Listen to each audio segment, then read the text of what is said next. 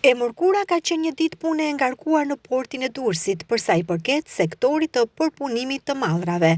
Burime nga porti më i madh i vendit bën me dije se kjo mesjavë ka nisur me përpunimin e 8 anijeve tregtare me rreth 19.565 tonë mallra dhe 1.761 njësi kontenier në kalatat portuale.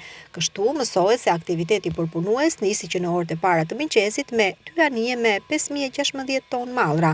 Në mesditë ka qenë një anije në përpunim me 2.861 tonë mallra që ishte në radhën portuale, me 5 anije dhe 11.678 tonë mallra dhe 352 njësi me kontenier për orët në vijim. Me vënien në funksion të sistemit operativ online Nevis 4, ofrohet një standard i ri pune në fushën e përpunimit të kontenierëve në portin e Durrësit. Porti i Durrësit dhe më i madhi në vend, anijet e tij transportojnë mallra nga dhe drejt portit, kanë lundruar deri tani nga 67 porte në 24 vende të botës.